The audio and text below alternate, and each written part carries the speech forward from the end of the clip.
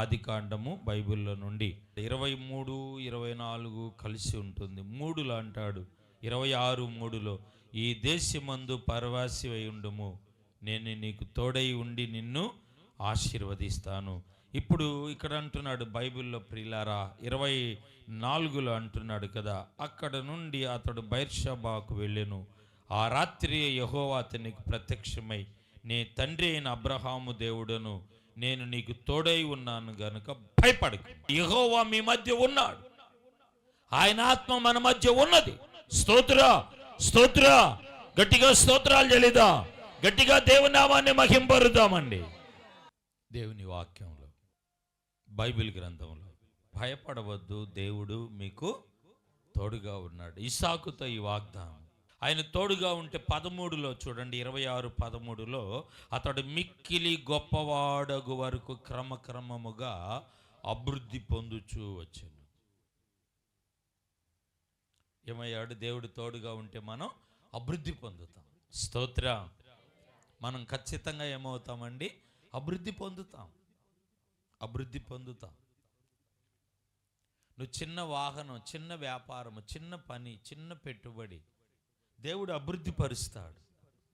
పని ఏదో గవర్నమెంట్ ఉద్యోగం, సెంట్రల్ గవర్నమెంట్ ఉద్యోగం 1,00,000, 2,00,000 జీతం వస్తేనే అభివృద్ధి అవ్వం.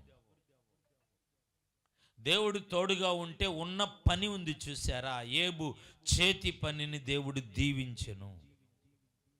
అతడి ఇంటి చుట్టూ దేవుడు కంచి వేసెను. గుర్తుపెట్టుకోండి, అతని గుడారము చుట్టూ దేవుడు ఏం చేశాడు?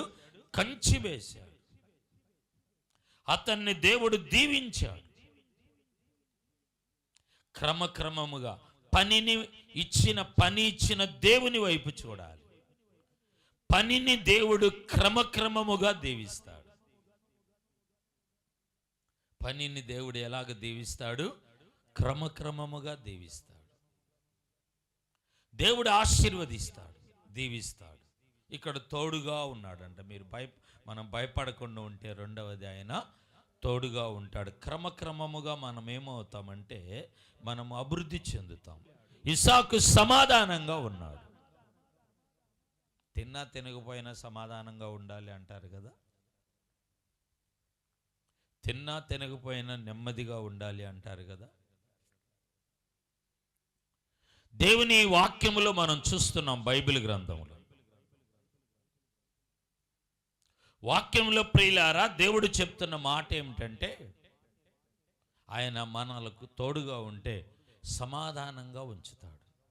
యెషయా గ్రంథం 41వ అధ్యాయంలో 10వ మాట 10వ వచనాన్ని చదువుదాం.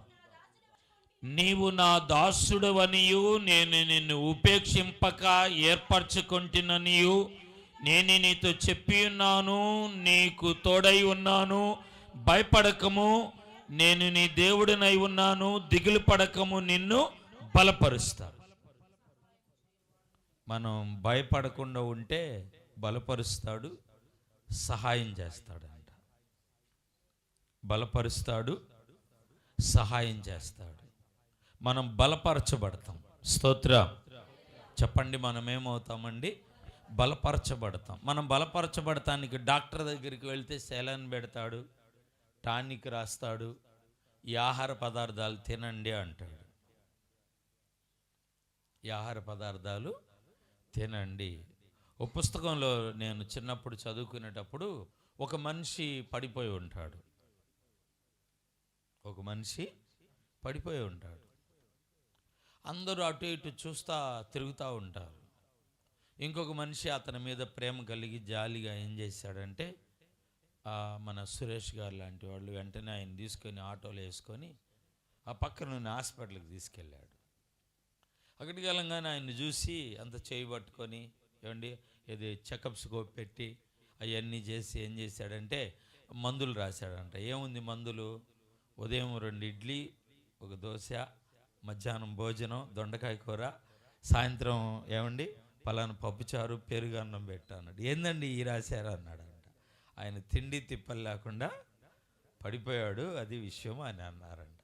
ఓ 4 రోజులు అయింది తిండి తిని, ఇదే మందులు అంటే ఏంది? అతనికి బలం కావాలంటే తినాలి. ఇప్పుడు దేవుడు ప్రియులారా బలపరచాలంటే మనల్ని ఏం చేస్తాడు తెలుసా? లూకా సువార్త 22లో 43వ మాట. కనపడి ఆయనను బలపరచను. అంటే బలపడటానికి యెషయా 41:10 కదమ్మా. మీరు దిగులు పడవద్దు, భయపడవద్దు, ఆయన బలపరుస్తాడు. మరొక మాట, ఆయన సహాయపడతాడు. దేవుడు ఎవరి ద్వారా బలపరుస్తాడంటే ఇడ్లీ సాంబార్ ద్వారా, కూరల ద్వారా, టానికుల ద్వారా, ఇంజెక్షన్ ద్వారా కాదు, తన దూతలతో మనల్ని బలపరుస్తాడంట. స్తోత్రం. తన దూతలు మనతో కూడా ఉంటారు. ఆమేన్ చెప్పండి.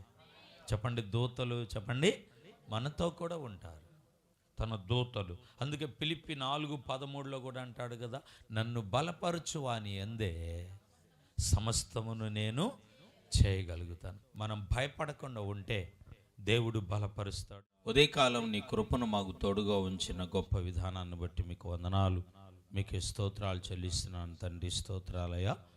ప్రభువా, మీరు మా మధ్య ఉన్నారు, మీరు భయపడొద్దన్నారు.